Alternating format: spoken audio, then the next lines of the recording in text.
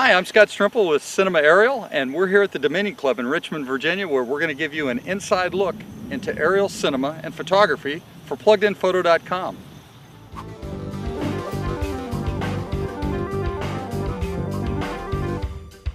Hey guys, it's Pete Wright with PluggedInPhoto.com, and I've just finished spending the early part of the afternoon with my buddy Scott Strimple here, learning a little bit about remote control helicopters and how you can do really cool video and photos with them.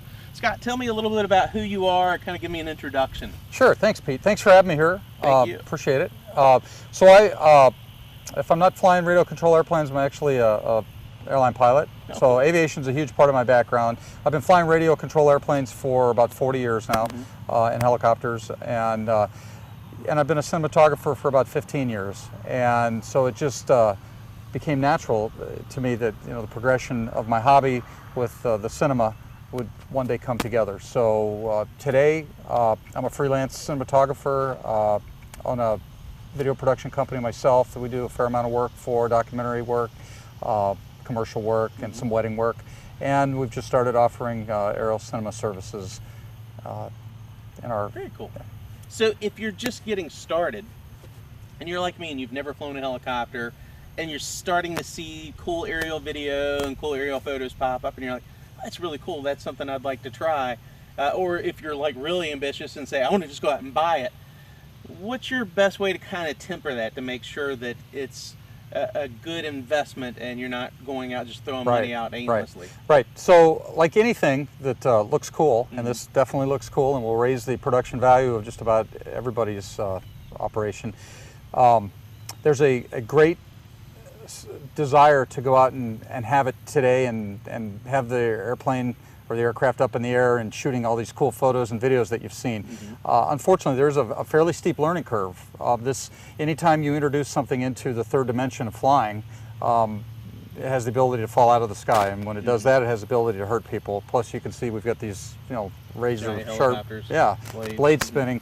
So there is a certain amount of proficiency that needs to be developed, I would say, before you actually attempt to go up and fly a camera around and do some of this cool stuff. Sadly, what we've seen is a lot of products introduced recently in the recent year, past year and a half, that are being marketed as plug and play, if you will. and while yes, they may be plug and play, there is no substitution for proficiency and knowledge of the systems and flight dynamics and things of that nature. So it's not something that takes a lifetime to develop, but it does command a certain amount of respect.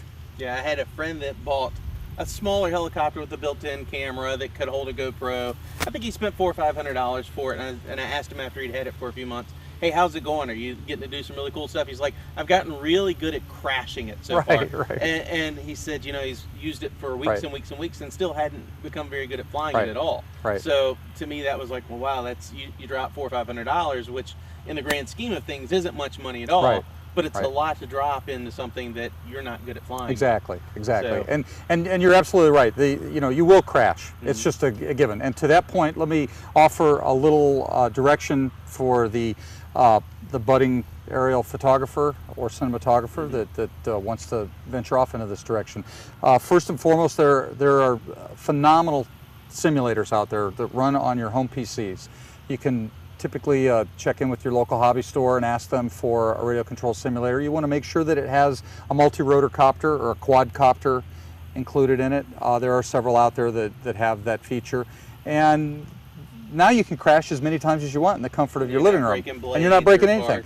And yeah, the cool thing about this, Pete, is that it is, in fact, the real thing. You're just flying it in a virtual world, a virtual copter in a virtual world. And when you finally make the step out of the virtual world into the real world, you're already proficient at it, and it becomes phenomenally easier to operate. And it works the same way in the full-scale aviation world. We train in simulators, we transfer that training into the real full-scale airplane, and by that time you're not crashing. So with those, are you using a remote like this with the simulator? Absolutely. So absolutely. It's a remote virtual simulator with a remote like exactly. this. You would take your remote control, plug it in here, a USB cord in, and sit there in the comfort of your living room with your favorite cold beverage here and fly your virtual copter. That's pretty awesome. Yeah. So we've got lots of different copters here, and we've got monitors back here and all kinds of gear. tell me a little bit of the difference, because I got to tell you, one of the neatest things I saw when we were flying was this gyro that just blew my mind. That it just, no matter what you're doing with the camera, it's kind of tilting side to side, and the camera's staying completely still. Right. So talk to me about the differences between what we've got here. Sure. So let's start with this aircraft here. This is basically, this is a TBS Discovery, Team Black Sheep. They're a fairly well-known multi-rotor copter folks. What I've done is I've got a GoPro that's mounted statically to this platform. So you can see as we bank to the left and to the right, that the image in the GoPro would also be banking. So you'd see the horizon banking left and to the right. Well, you know, if you're doing a tracking shot video and you're following someone, you're going to be following along like this, and your video is going to be canted. Right. So while this would work fine for, you know, taking aerial stills, if you wanted to tilt the camera down and take the multi-rotor copter up in the air and then have the camera set to, you know, like time-lapse mode, just cracking a photo off every 5 seconds, you could sit here and hover and do that. But when it comes to the cinema side of things, you're going to need to have some sort of stabilization. And this craft here, for instance, thanks. This is a QAV 500, and this particular aircraft, very similar to the TBS Discovery in functionally speaking, but this particular one I have a gimbal on it. And so it's got two brushless motors here. I don't know if you can see it here or not, but right here is a flight control board for just the gimbal. And inside here there's a little inertial management unit that basically measures, it's a gyro, with little accelerometers in there that measure the motion of what the camera's doing, and it seeks to keep the camera level. So as this aircraft banks like this to do that tracking shot, the gimbal stays level. As the aircraft goes like this, the gimbal stays level. So you're always getting nice level video. And it's got a separate little camera built into the top here, so your monitor that's here watches through this, so that you can see what it's doing while this is filming. Correct. Now, what you're seeing through this isn't being captured, it's just for your reference to guide you. That's correct. This is what it's captured. The way I have this one set up correct, and the GoPro, as you know, offers you the ability to take a feed off of it. However, this gimbal doesn't allow enough room for us to actually put the wire in there, so that's why I have this second camera up here. This particular unit here, when we had it set up for monitoring, you could actually plug right into the GoPro, and you're filming from the GoPro and you're seeing what the GoPro's seeing. Gotcha. So, and then we get to the big boy. Then the bigger one here, this is a Cinestar 8 made by Free Flight Systems. This is about as professional as they get. Obviously we're dragging a DSLR. This is a 5D Mark II. It's about the largest camera that you would venture safely to fly off of a platform like this. You can get heavier lift platforms, which allow you to haul around 12 pounds, 13 pounds of payload. People are flying Epics, red Epics, Canon CS300s, 1DCs, things of that nature. But you're going to need something a little bit more beefier than this particular unit, mostly because of the brushless motor controls on here. They heat up, they get hot, and then they limit the amount of current that can go through. So your flight time is very limited for the heavier payloads. Gotcha. And this is a two-person rig, and I got to experience a little bit of how hard this is because I was really terrible at it, but I was able to be the person controlling the camera on this while you were controlling the flight. So you really need to have two people to do this. The way that we shoot, yes. Now you don't actually need two people. You can operate this as a single pilot operation. And if we were shooting photography, that's exactly how we do it. We take the bird up, we put it in a hover position hold mode, altitude hold mode, and we take and start snapping pictures. We've got a little spring-loaded switch and we start snapping pictures. And we can see through the monitor, either this one or that one, what exactly we're looking at, so we can frame our shot. Gotcha. And you were talking about the altitude control. Right here is the GPS, is that correct? Yes, yep, this is the GPS unit. So what you're doing with the GPS is you're getting to a certain spot that you like, that you're happy, and you're locking it in saying stay here. Right. And it might hover a little bit, but it's roughly staying right where you tell it. Correct. Pete, this is a really cool thing about this hobby, if you will, and the beginning stages of an actual profession, is that with the advent of recent electronic advances, we've actually seen this type of technology in the military for years, and it's made its way into mainstream usage. And so we are actually able to procure for a fraction of the price these very powerful GPS units that that allow the helicopter to lock onto 6 to 11 satellites. It will tell you how high. It'll lock onto altitude. It'll hold an altitude. It'll hold a position. It'll fly from one waypoint to another waypoint to another waypoint if you so inclined to do so. You can pre-program. Right, you can pre-program exactly. That's really cool. Yeah, there's a lot of functionality with the GPS units. Now, having said that, let's keep in mind that as of right now, this is all hobby type equipment. Although it's very sophisticated, I'm not aware of any studies that have been done by any official organizations to certify this equipment for certain performance parameters, if you will. In other words, we don't know what kind of shielding it has. We don't know how your cell phone being close to it would affect it. Towers, transmission towers, other frequencies. I mean, there's really no way of knowing and guaranteeing that the information you're getting isn't going to be compromised in some fashion or other. And this is kind of a soft sore spot right now because a lot of folks getting into this hobby are relying on this type of technology.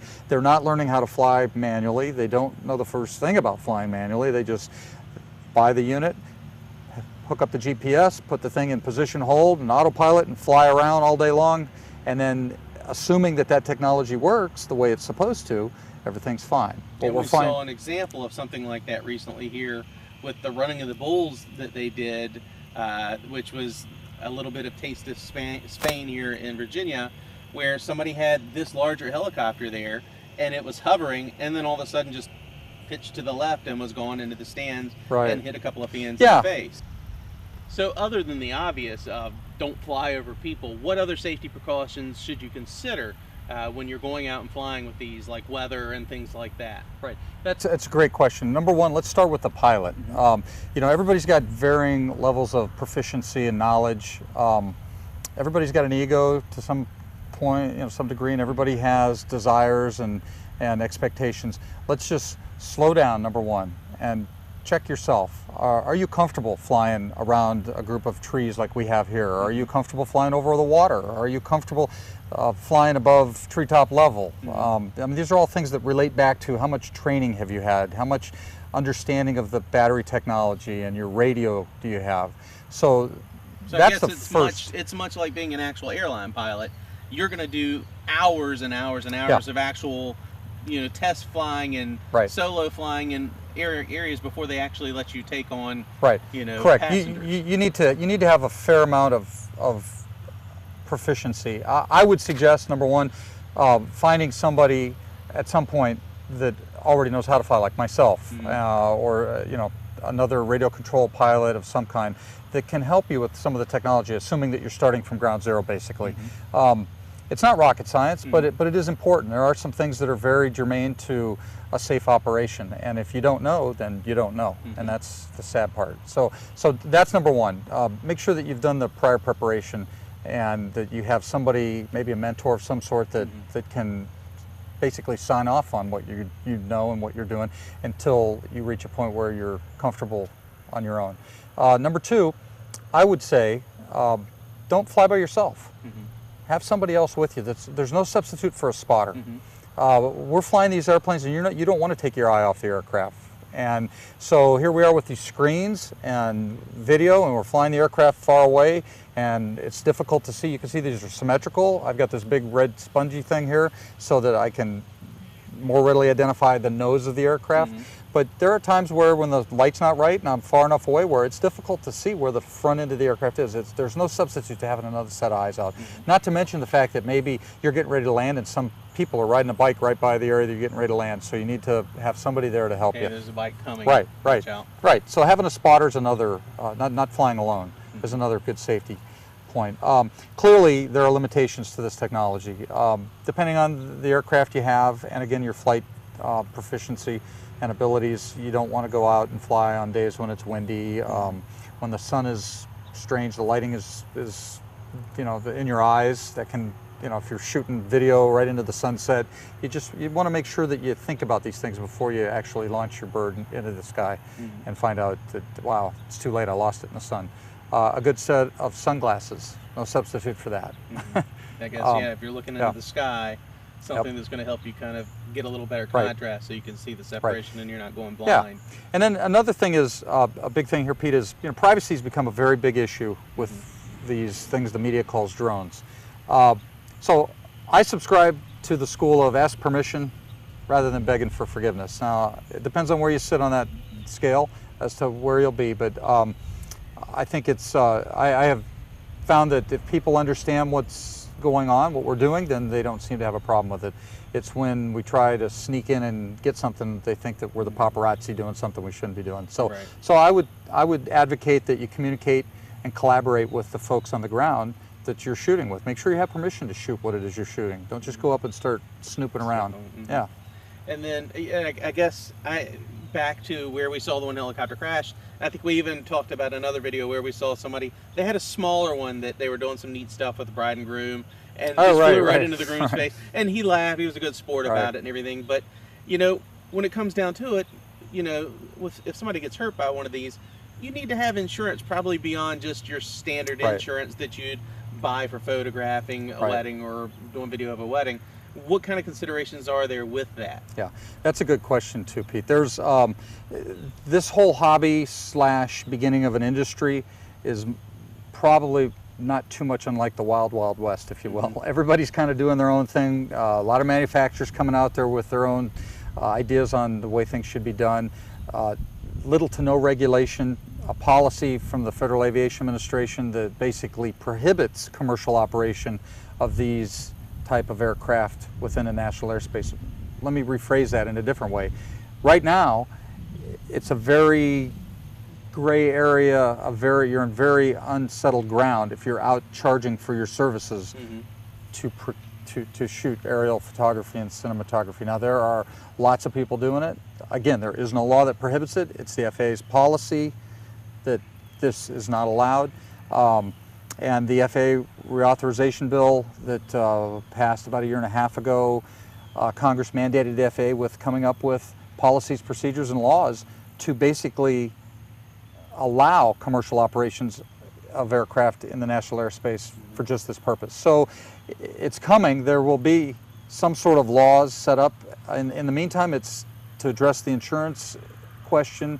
It's a little difficult to find insurance for these type of things. Liability clearly is the big insurance that I think we all need. There are some avenues to pursue, some different associations. There's one, RCAPA, the Radio Control Aerial Photographers Association. You can find that at rcapa.com. PARCAP, the Professional Association of Radio Control Pilots, at parcap.org, are two associations that have the interests of the soon, hopefully, to be new industry in mind. And I'm actually a member of PARCAP myself. I subscribe to them mostly because I believe they have a very prudent safety program in place. I can't see operating this type of operation without having safety. It's good to have some kind of a foremost. support system too. Right.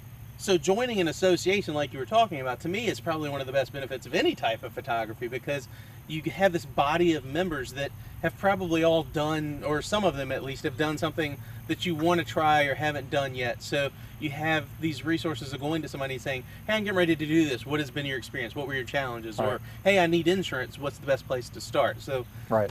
That's a good idea to join an association Absolutely. like that. There's an endless amount of people who've probably already ran into the problem that you were running into at that point in time, and more than likely have found a solution in one form or another for you. So yeah, without a doubt.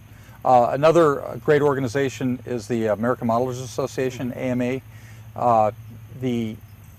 Interestingly, Congress and the FAA exempted model aviation from this no operating inside the national airspace. So if we're flying these as for hobbies, perfectly legal.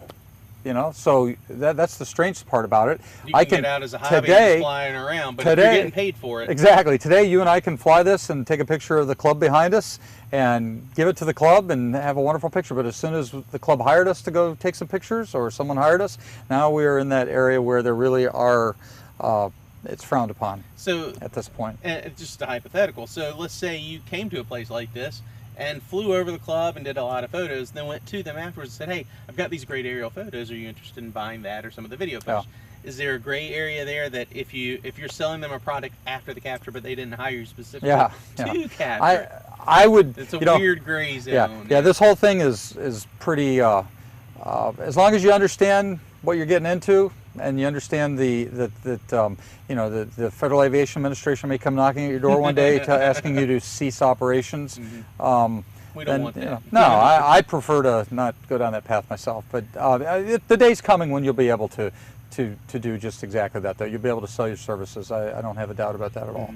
Now, I want to touch a little bit back on the technical side of what we're doing here, because we're kind of at a stage that's really cool with our industry in that most of the cameras we're buying are capable of doing great stills and great video. And in this case, you've got 3 different cameras set up here. What's your difference in terms of, okay, I've got to set it up to do video and film? I mean, you're still in a trigger system and you're just changing things, or? So what I use the GoPro 3 for the smaller aircraft, because obviously it's a lighter weight camera. It's a phenomenal camera. I mean, technology, let's face it, I mean, just a matter of years ago, you couldn't get anything like this. Now here we've got shooting 720p at 120 frames a second. You can slow it down and see the bird's wings flapping. It's awesome. Now, that being said, there are some constraints to the footage that come off the GoPro. There's only so much you can do with that footage as opposed to if you hang an Epic on there shooting in RAW. So I mean, it depends on the job that you're doing, whether you can get by with the smaller camera or you need to have a larger camera, and that's going to depend on the people who are actually probably putting the production together on what type of footage they want. Now, we're using, obviously the 5D Mark II gives a much nicer image, and you can do much more in post with it than you can off of a still from a GoPro. But in both cases, you've got a little button on here that if you're doing video, you hit the button once to start filming, you hit it again to stop filming, but you can hit the same button if you're in camera mode and say, take a picture, take a picture. This button here, the spring-loaded button, is connected to my 5D Mark II shutter. So I just do this every time I want to take a picture. And it's that easy. It's that easy. Or you can set it up and say, take a photo every 5 seconds. Sure. Yeah, with the GoPros, you set it in the, I don't know what mode it is, the time-lapse mode, and you just say, snap a photo or snap 10 photos every 5 seconds or whatever mode it's in. Yes, and in the video mode now with the DSLRs, it kind of depends on the camera you're dragging. You can drag a regular video camera, a Sony video camera with a Lank controller in there, and you can actually control zoom and start and stop. So you can actually do you can have all the functionality that a Lank controller would give you sitting on a tripod as well. The Canon 5D Mark II doesn't allow that type of capability. There might be some hacks out there through Magic Lantern and whatnot that allow you to do certain things, but stock right out of the box, you have to hit record on the ground, take off, you got 12 minutes to film, but you're not going to be flying for 12 minutes. Gotcha. You maybe get 6 minutes of flight time out of this with the setup that I have here. Which brings up another good point. We can get 15-20 minutes of flight time with the GoPro, and a lot of times the little aircraft can go places the big one can't, like in and out of these trees here. Inside in a factory environment, maybe you would feel more comfortable flying the smaller aircraft. Whereas the larger aircraft, in our particular case, we use for more cinema than we do stills, and we use it in conjunction with making documentary films, our own work, things like that, where we're actually doing shot sequencing, and we will have a shot set up where, okay, the pilot's to fly from this mark to that mark, and the camera operator will start off, let's say, moving towards the target, so to speak, and then as the aircraft flies over the top, the camera will pan and rotate back, and we'll fly away from them. So we get an approaching shot with a pan and rotation and a falling away shot all in one smooth movement from overhead. Because you've got the same larger size gimbal on this one as you do the smaller one here that allows you we have to control do of it all here, you have the ability to control it, but it also helps you make sure that everything's steady and everything. So to draw a correlation, kind of back to photography to this, I know when you're starting with photography and somebody says, what kind of gear do I need to buy to really get started? Usually we say invest your money in glass, because your camera bodies can change but your lenses, if you got really good quality glass, that's always going to stay with you. Is there anything like that with the remote control? Is it better to have a really good remote control knowing that as things grow, the remote control will stay with you, or is it kind of, I don't know? Right. So here's the way I would address that. In this industry where things are moving at a pretty high pace right now, again, I correlated it to like maybe the Wild Wild West, everybody and their brothers coming out with the latest and greatest thing. There are still some name brand products out there. And if you do a little bit of research, you'll notice these names appearing all over the place. As long as you're sticking around with those names, I think you're in a pretty good space. Do you have any plugs for a couple of really good ones that you really like? So Free Fly Systems, which is the manufacturer of the Cinestar, and their distributor is Quadcopter here in the United States. Awesome organization, awesome customer service through Quadcopter. They support the product line of Free Fly Systems fully, and Free Flight Systems is continually developing new products and whatnot. They've just released, you may have heard, the Movi, which is basically the gimbal here, with an upgraded version of this gimbal with brushless motors and a little controller, and it's taken over storm over through the cinema world. That company, DroidWorks, is another company that makes multi-rotor copters. They do a great job. Large cinema photography following of that brand line as well. And DJI Industries, probably one of the relative newcomers, targeting more of an entry-level type of platform and then moving you up into their more professional platform. All three of those companies, I suspect, if you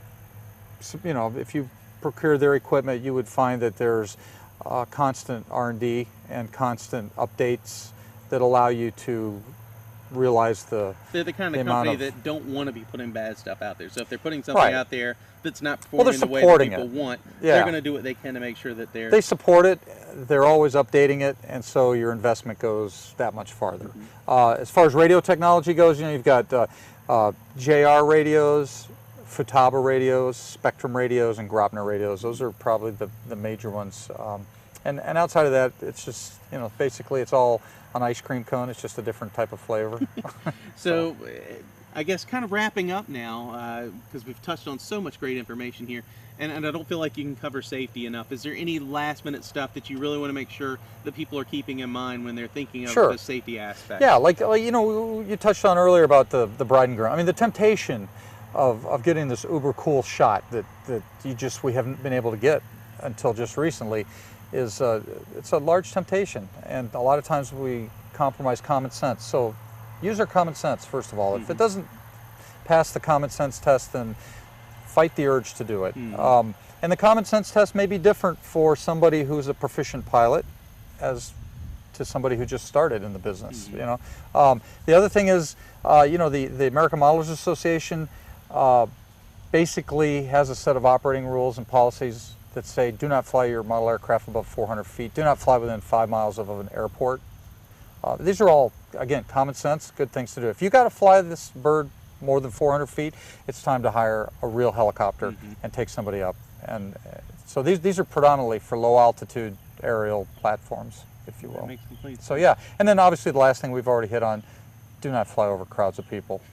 Do not fly over. Just seeing the scene at the running of the bulls here, where that helicopter sent a couple of people to the hospital, not knowing anything about the operator of it or what happened to the people that got hit, just as soon as you see that, your mind goes to the worst case scenario, and you're like, there's certain things that you could do to make sure that never ever happens. The obvious of which is don't fly over the grandstand full of people. Well, Scott, thanks for taking us on a tour today and kind of showing me the behind the scenes of how all this works. This was really, really cool stuff, and it was neat for me to kind of peek under the hood of what happens when you're doing this and learn so much that I had no clue of. If some of the people that are watching today wanted to see a little bit of your work, see some of the video you've done, and learn a little bit more about you, where can they go? Sure.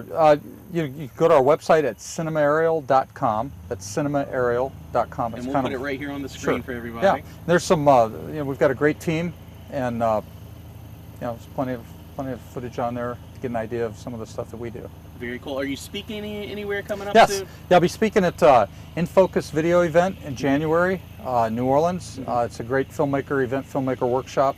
We'll be talking a little more in depth about the introduction into aerial cinema and photography. And we're in the works of actually starting up a workshop, an aerial cinema workshop.